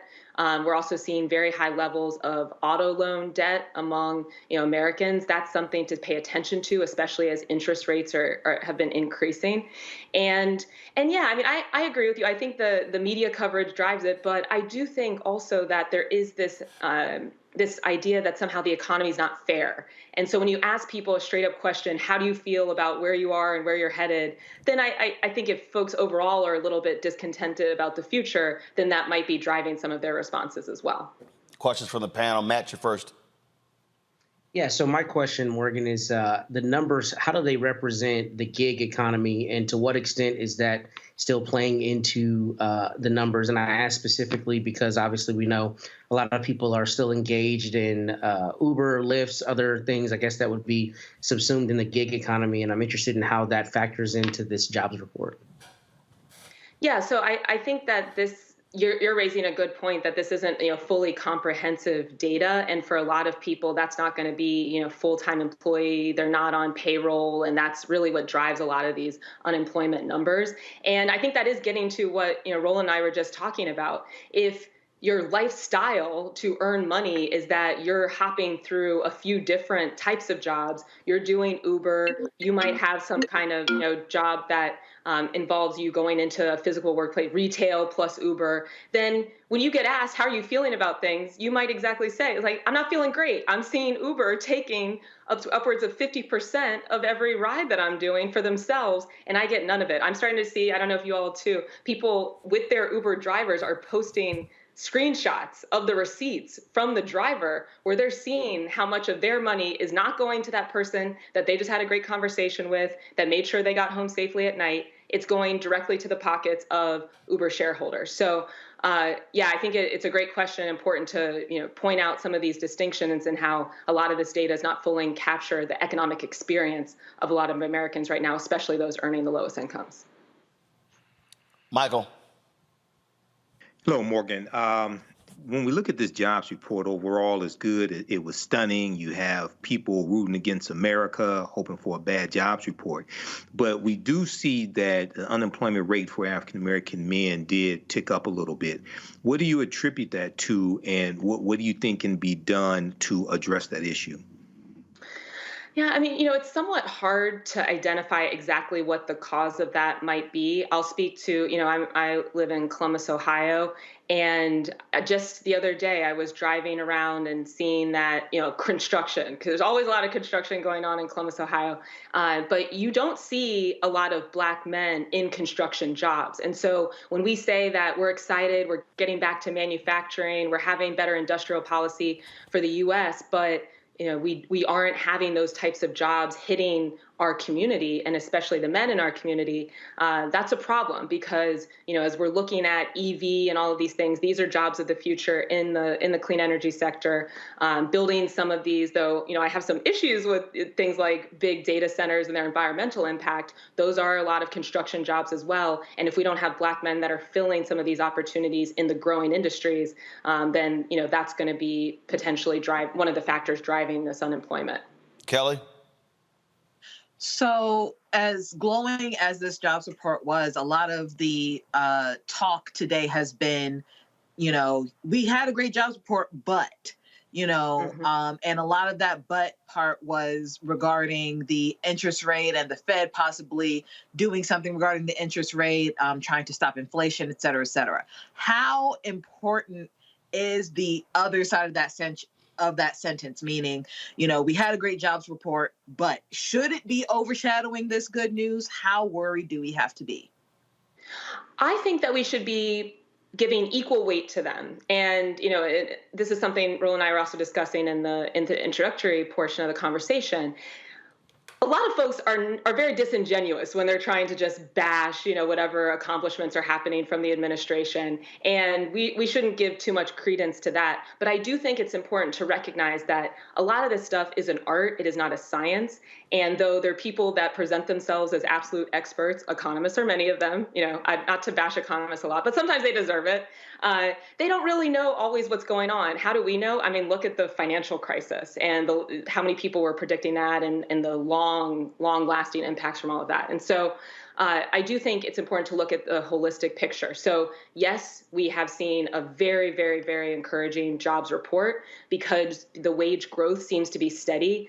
a lot of people don't think the Fed is going to increase interest rates, but interest rates are already quite high. And so when we see something like a historic level of credit card debt, that consumers are maybe also, dealing with the repayment of student loans that are kicking back in, and that's driving them to put more purchases on credit when buying a new car or leasing a car is going to be more expensive.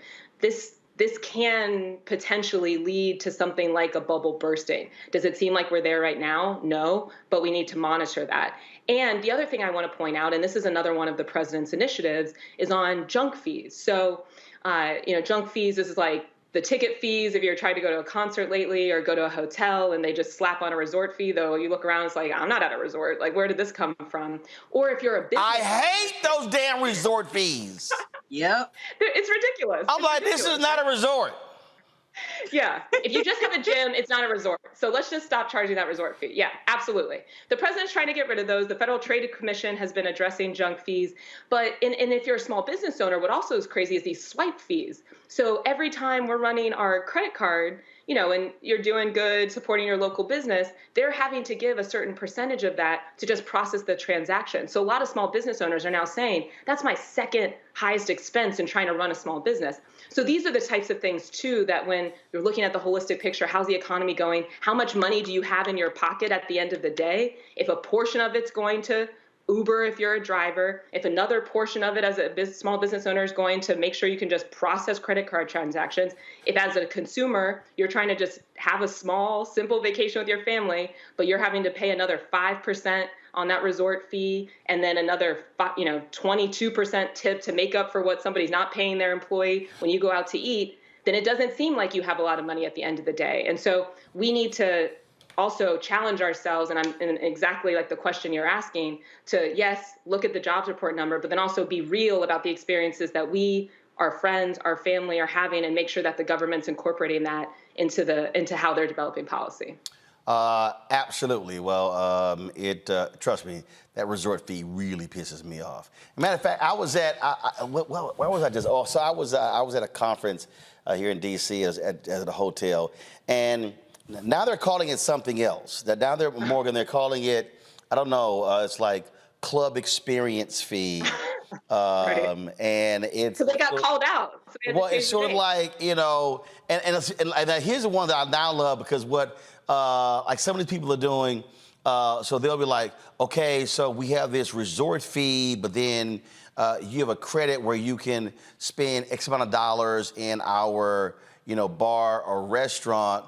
But then what's always stupid is because, again, typically if I'm going somewhere, I got events and stuff, and so you're not getting back until 10, 10:30, 11, or 12. Well, hell, the restaurant's closed, the bar's closed, and I'm like, what in the hell can I do with this damn $25? And I'm sitting here like going, really, y'all? Really? Yeah. And so again, so people, and they've been sitting here really tripping with a lot of these fees.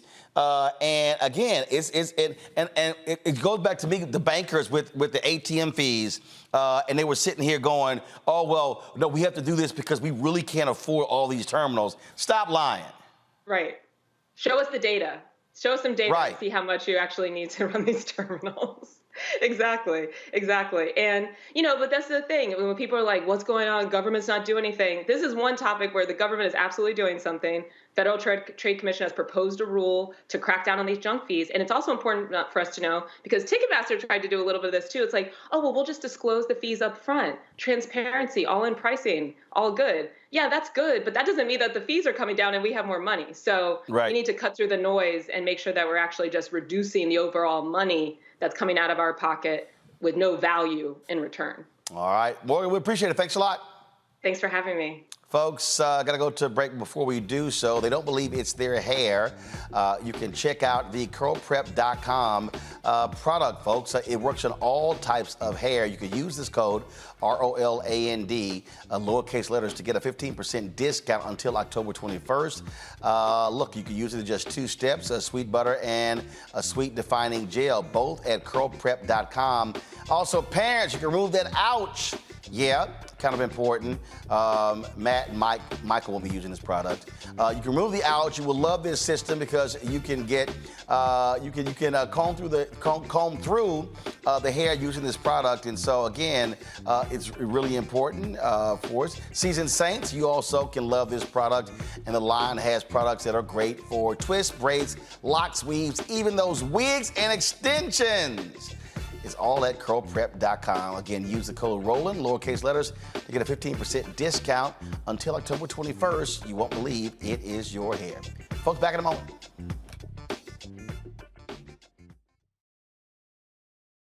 Coming up next on The Frequency, right here on the Black Star Network, Shanita Hubbard.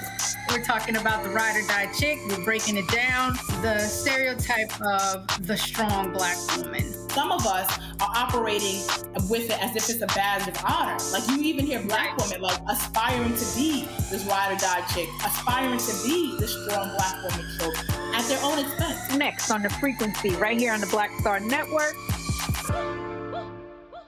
Pull up a chair, take your seat at the Black Table with me, Dr. Greg Carr, here on the Black Star Network. Every week, we'll take a deeper dive into the world we're living in. Join the conversation only on the Black Star Network. I'm Faraji Muhammad, live from LA. And this is The Culture. The Culture is a two-way conversation. You and me. We talk about the stories, politics, the good, the bad, and the downright ugly. So join our community every day at 3 p.m. Eastern and let your voice be heard. Hey, we're all in this together. So let's talk about it and see what kind of trouble we can get into. It's The Culture, weekdays at 3, only on the Black Star Network. On the next Get Wealthy with me, Deborah Owens, America's Wealth Coach, we talk about the principles of mindset, strategy, and execution. This week, we're adding a fourth, faith. You're going to hear from a mother and daughter duo who are helping thousands of Black women build wealth, all through their faith. You are more than you can ever imagine. Not just obtaining things to show that, but seeing yourself. Making your faith work for you. That's right here on Get Wealthy, only on Black Star Network.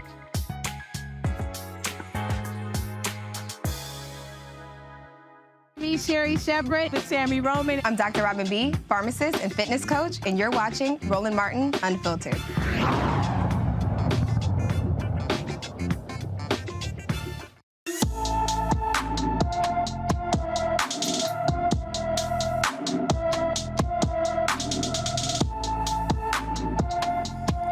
Carolyn Paget Robinson has been missing from her Philadelphia home since September 29th. The 13-year-old is 4 feet 11 inches tall, weighs 100 pounds with brown hair and brown eyes.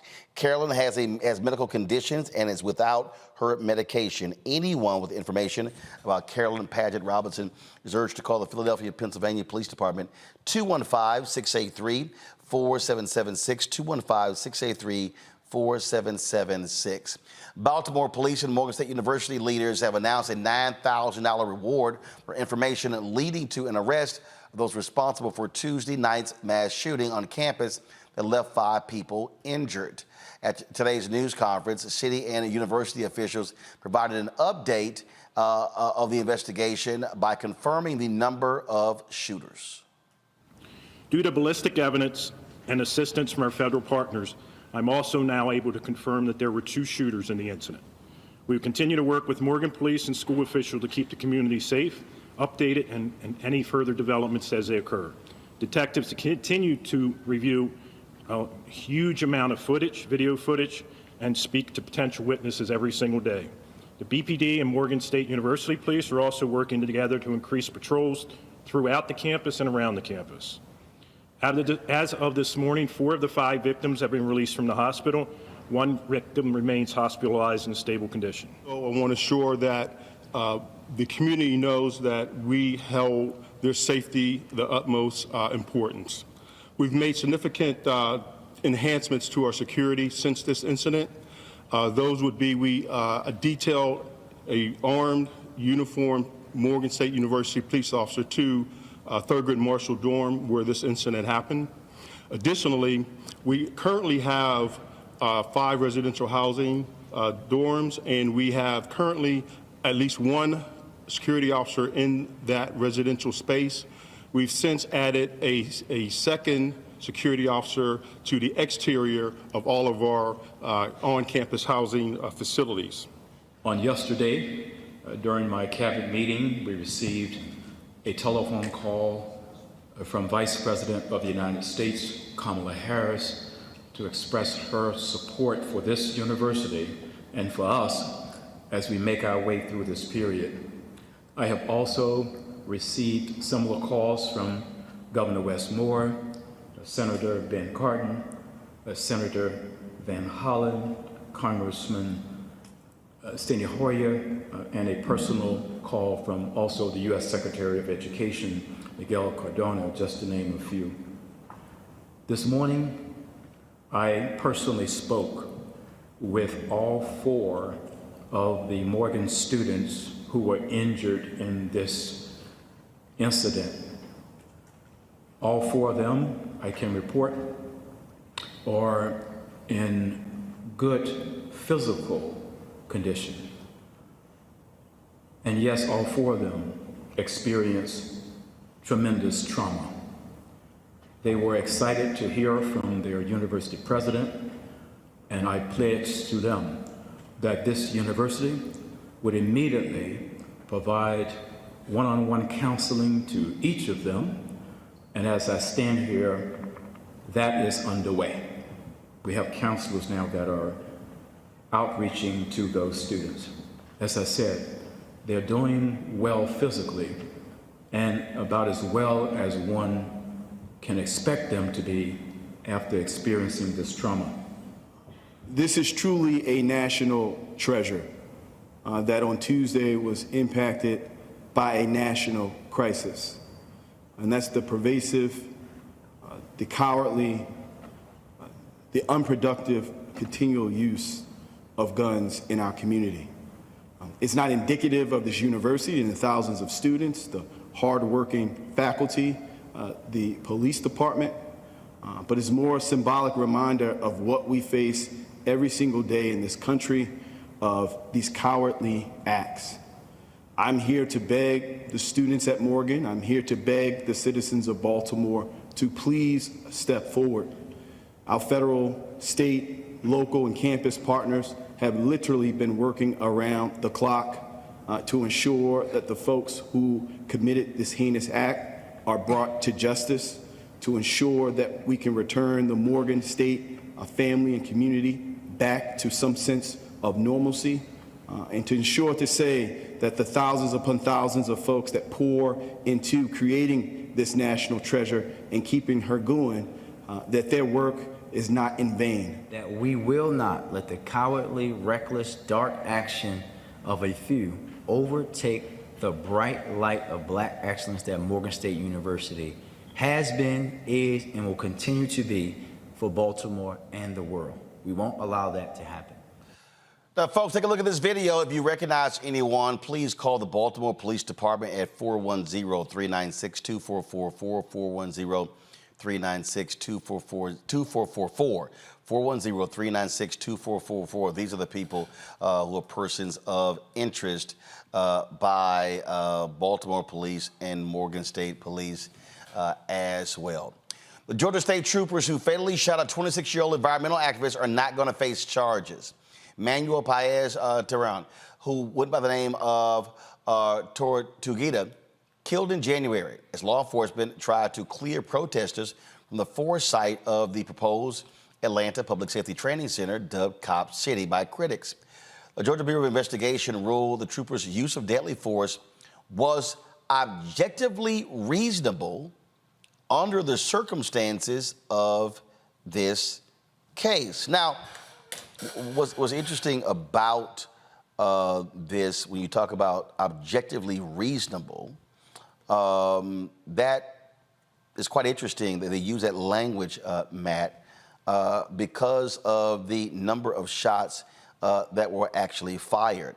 And this is one of those areas where, again, where the law in this country has literally given so much leeway to police when it comes to their particular actions.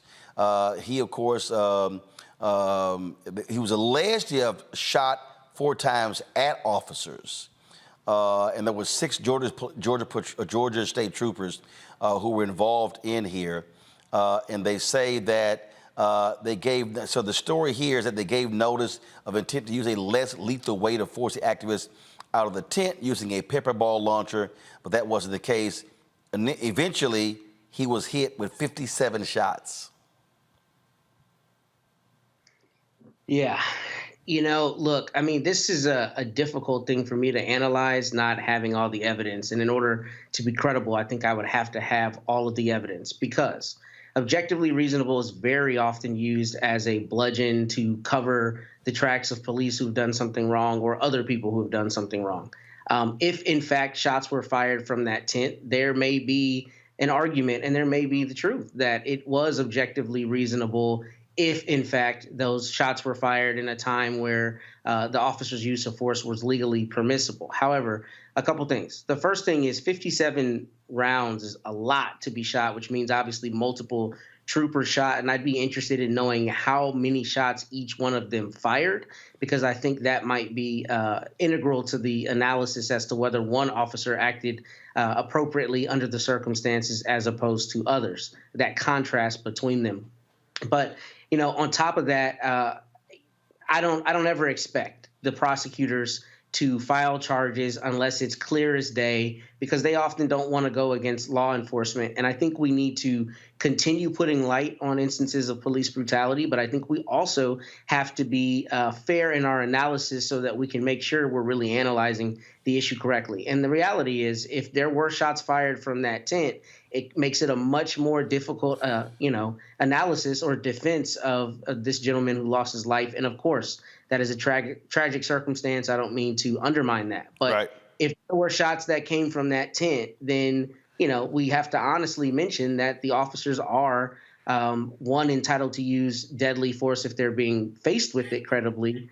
And 2, if those shots came in very quick succession, then it may have been reasonable under these circumstances. Now, with all that being said, we very often discuss on this show instances where the police narrative is one thing, and then we learn after the fact it's something completely different that happened. And I think that, in fact, that's what the family's autopsy that they privately got here said, is that he had wounds that indicated, they were defensive wounds. His hands were up, rather. His hands were up. He may not have had a weapon in his hands, and he was sitting cross-legged as he was sitting down. That's crucially important, because in those circumstances, it wouldn't be objectively reasonable. However, not having all of the evidence, I don't know that I have enough to truly analyze this the way it needs to be analyzed. Here's what's interesting here when I look at this story here, Kelly, that, again, I don't understand why we're even at this point where these things are not the case. So the story says troopers as state law enforcement agents do not wear body cams. Go to my iPad. It says Christian's report reveals, however, that the APD body cams were not the only ones on the scene. Georgia Department of Natural Resources game wardens were also in the area with body cams. Body cameras should be absolutely mandatory.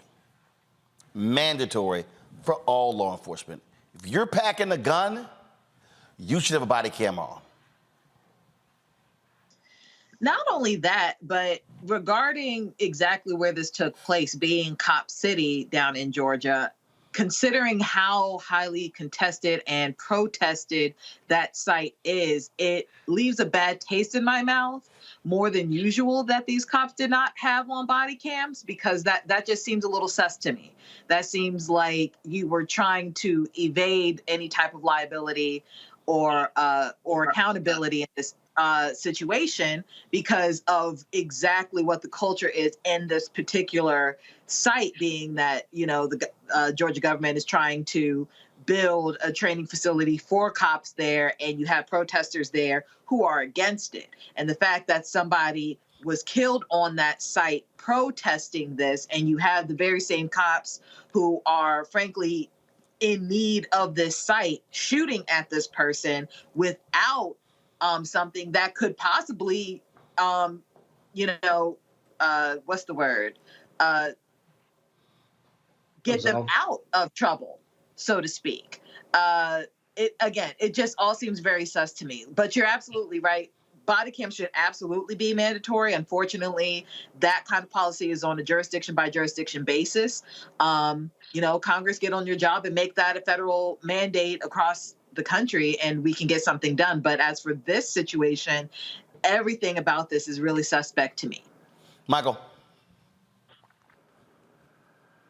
Yeah, Roland, this is an evolving situation. It's very disturbing. 57 shots shot into a tent, even if, he did shoot 4 shots from the tent.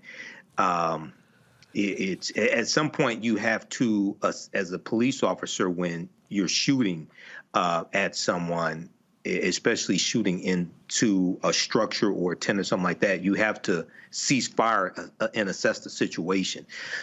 So we're trying to get more details here. And then the fact that there's no body camera footage or it appears no dash cam footage either, according to the article from USA Today. Then we basically only get, it appears, one side of the story, but the autopsy tends to conflict what the police are saying happened. So we need more information on that. Looks like there's going to be a civil lawsuit as well. But this is why, we need officers who exhibit better judgment, generally speaking.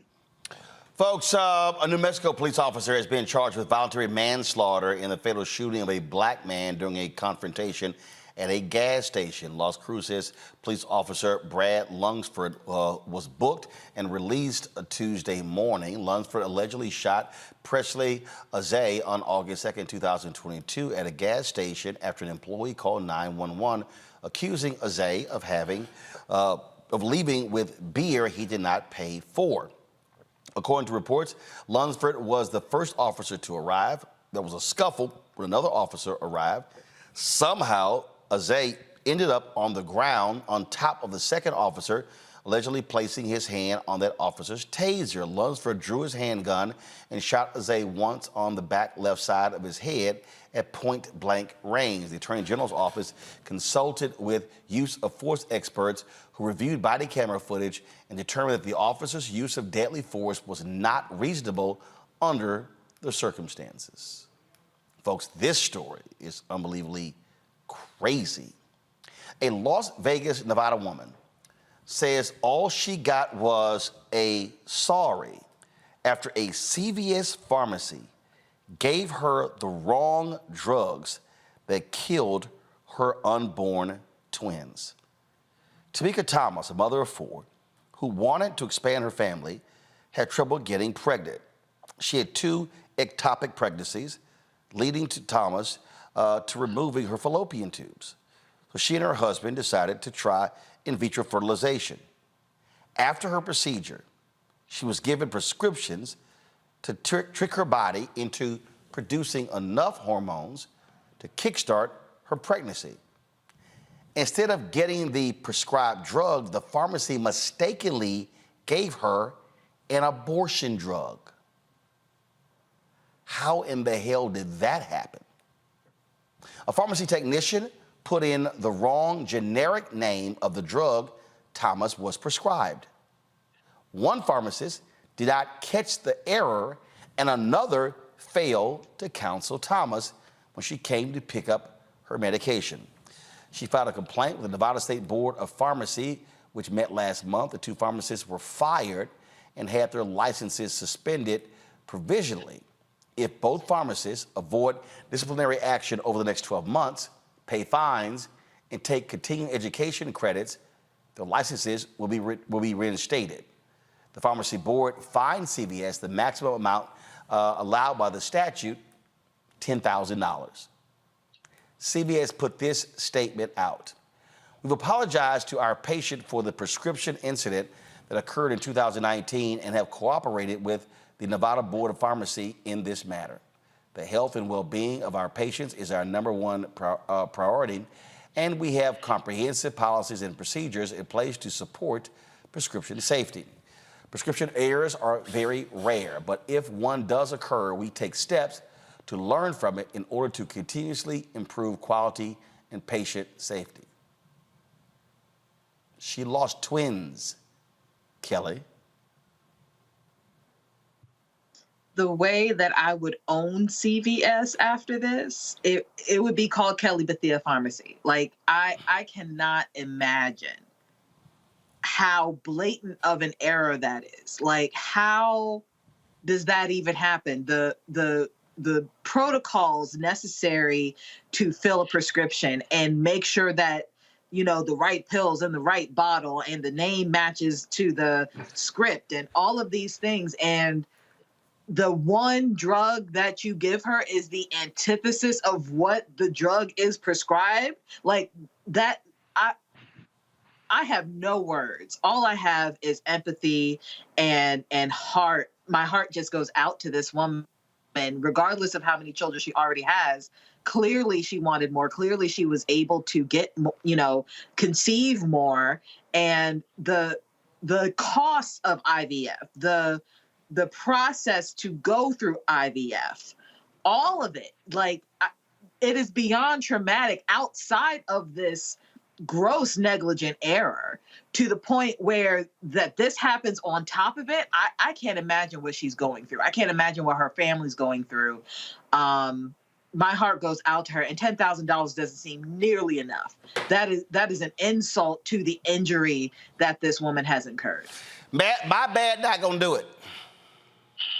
Oh, no, my bad's not going to do it. The one thing about this that's good, if you can even look at that, is that this is a private company and a corporation that's publicly traded that has money for days, and they are going to pay this family money for days, which will not bring back the loss. I mean, money is never equivalent to the loss of a life. But because it is a private company, I think that makes it a much easier path forward in a lawsuit.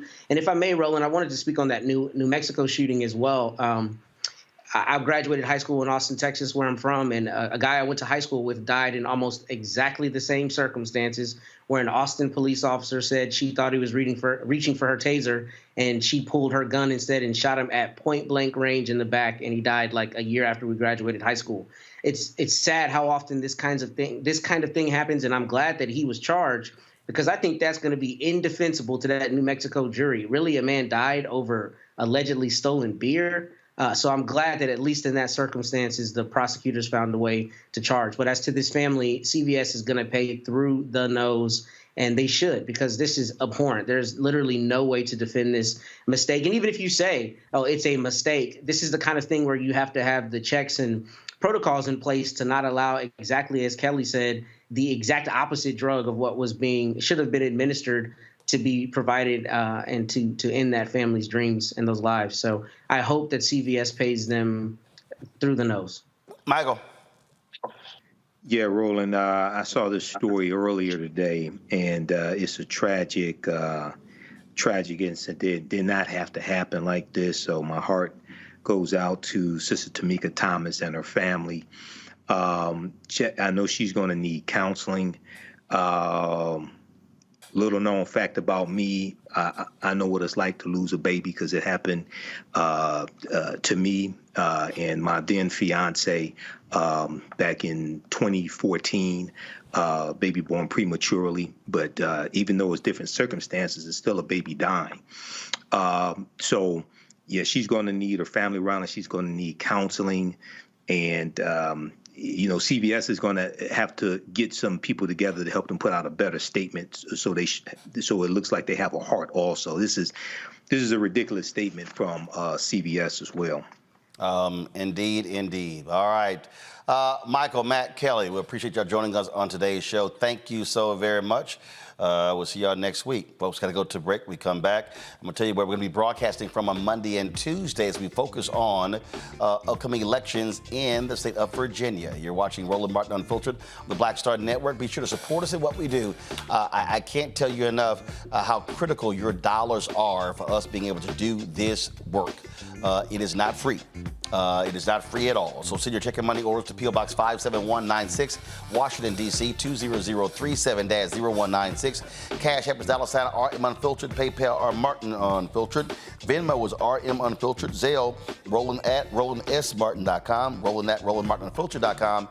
Be sure to get a copy of my book, White Fear, How the Browning of America is Making White Folks Lose Their Minds, available at bookstores nationwide. Don't forget, also download the Black Star Network app, available on Apple phone, Android phone, Apple Apple TV, Android TV, Roku, Amazon Fire TV, Xbox One, Samsung Smart TV. Also, watch our 24-hour streaming channel. We're available, folks, on Amazon News. You can check us by going to Amazon Fire. You can also tell Alexa to play news from the Black Star Network. Also, check us out, folks, on Plex TV. And we have now launched on Amazon Freevee as well as Amazon Prime Video. So if you go to Prime Video, turn on their live TV, you will see us right there with the other news networks. We'll be right back. All change is not growth. Right. But thoughtful change is real good fertilizer. And that's what has been so beneficial to us. But you also were not afraid of the pivot. Well, and I'm a black woman in business. Come on, I don't care how I dress up. I don't care who I'm speaking with. I don't care what part of the world I am in. I still am a black woman in business. Being afraid of the pivot, being fearful of change is not what got me here. Respectful of change, respectful of pivot, yeah. Fearful, no, no.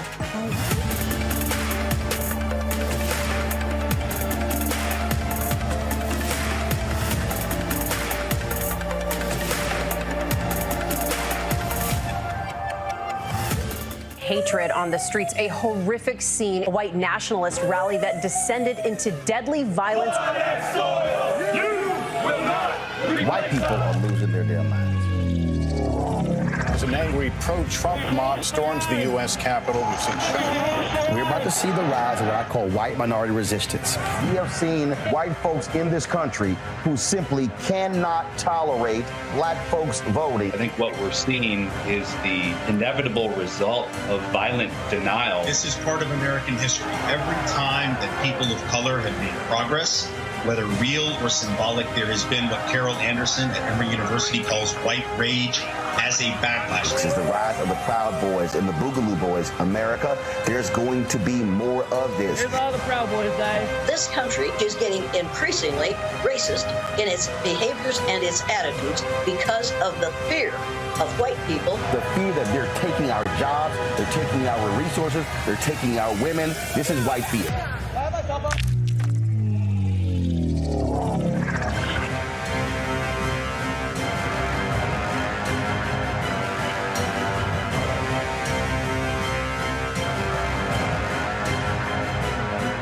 I am Tommy Davidson. I play Oscar on Proud Family, Louder and Prouder. Right now, I'm rolling with Roland Martin, unfiltered, uncut, unplugged, and undamn believable. You hear me?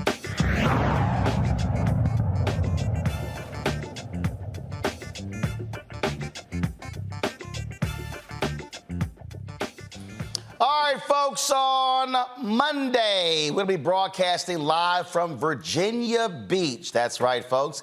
We're going to be down there with a number of candidates who are running for the Virginia House. We're going to be, of course, at New Hope Baptist Church, 395 Old Great Neck Road in Virginia Beach. Looking forward to seeing y'all down there. The next day, we're going to be in Suffolk, Virginia. Suffolk, Virginia, on the next day. Can't wait to be there. Y'all got that slide? Let's go to it. All right, got it. All right, so Suffolk is the next day, folks. So looking forward to being at Suffolk. We're going to be there at the Baum Church, East Campus, 523 East Washington Street, Suffolk, Virginia.